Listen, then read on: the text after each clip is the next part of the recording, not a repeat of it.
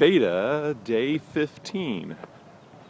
So I'm back home after visiting the family in Philadelphia to celebrate my sister's wedding, which actually happened in November, but it happened in Omaha. No one could get out there from my mom's side of the family, so we were all in Philly over the weekend to, basically get the family together and celebrate Renee and Matt and their wedding. And that was great.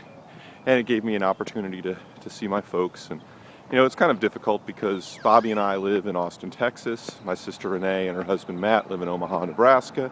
And my parents live in Harrisonburg, Virginia, which is nestled in the Shenandoah Valley. Beautiful place there. But you see we're sort of three corners of the triangle, and it's not really easy to get around. My parents are getting older. They're 70 this year, but they still get around, but they don't like to fly as much. And Renee and Matt being younger, they are working in jobs that really don't permit them the opportunity to get out. Their employer doesn't really like them taking PTO. Bobby and I are both in a position financially and somewhat more flexible with work, but Bobby's in school full time, and my job's kind of crazy these days, which makes it a little bit difficult for me. So I guess what I'm saying is we relish these opportunities to get together, and so it was cool. Today is April 15th, which is tax day, and that may seem like a non sequitur, but I'm going to pull it back together.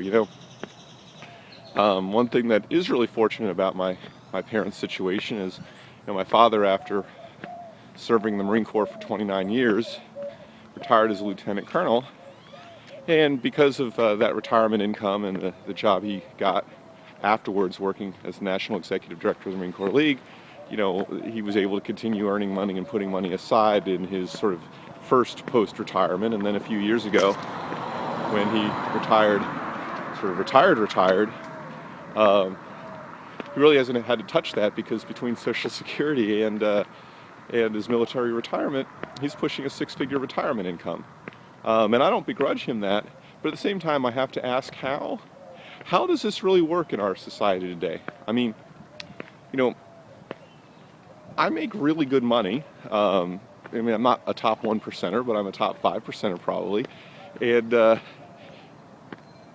And because the state doesn't recognize our marriage, I have to pay single tax rates, and we're currently renting. So my tax burden this year was federal tax, income tax withholding was somewhere in the neighborhood of mid-30,000s, and that's a huge amount of money. So that puts me like in the top couple percent of taxpayers in the country.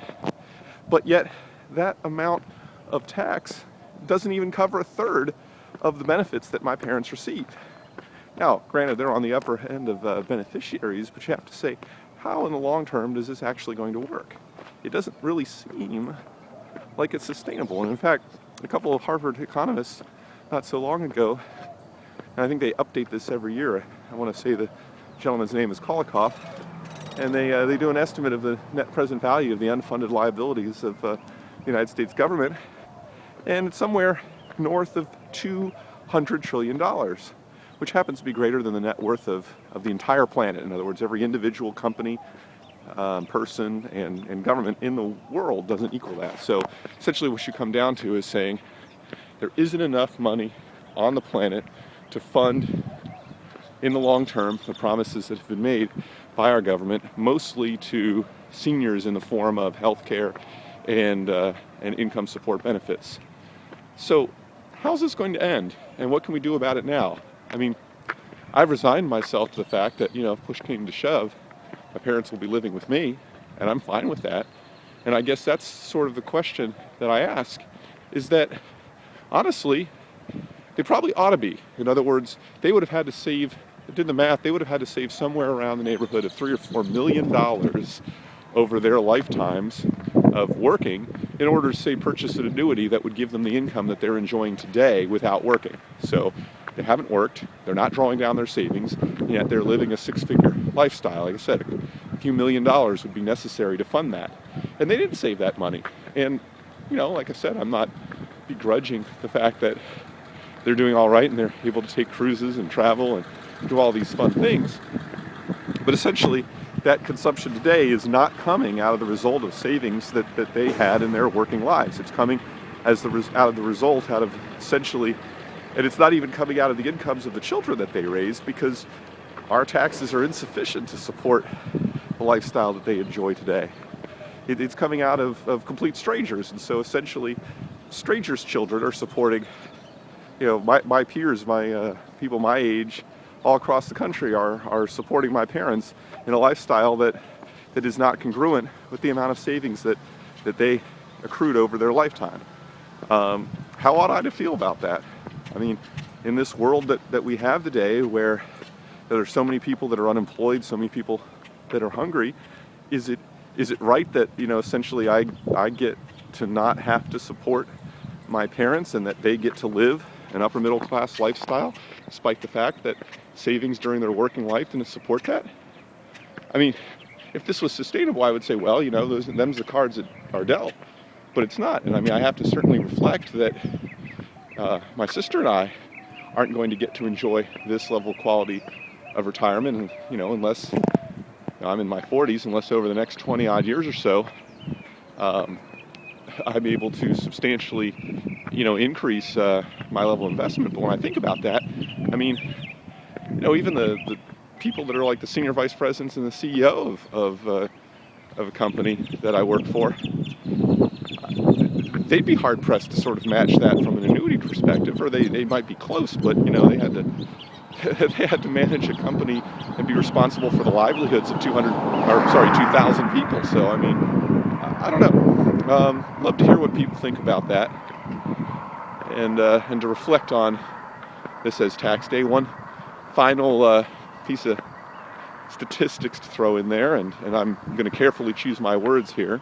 For this year, median household income across the United States, $49,000.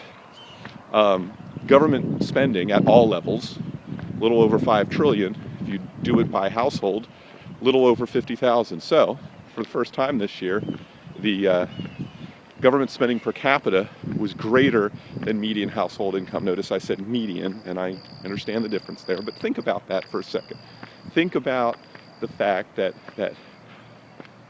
the government spends more money per household on average than the median household's income.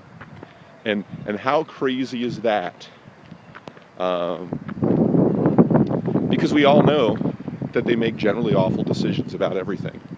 I mean, I think that's a fair extrapolation. I think that whenever you talk to somebody that has detailed knowledge about a specific aspect of a government program, they can tell you how screwed up it is, but somehow they assume that those aspects of what the government does where their subject matter knowledge isn't large somehow must be better. They must have those experts. Well, I'm here to tell you that that's probably a flawed assumption, and that if you could think of screwed up things that, in the way that government is spending money with respect to areas where you have personal expertise, I think it's more of a fair thing to extrapolate your level of frustration with that to their spending at all levels, and to make the assumption that the overwhelming majority of it is a waste of time.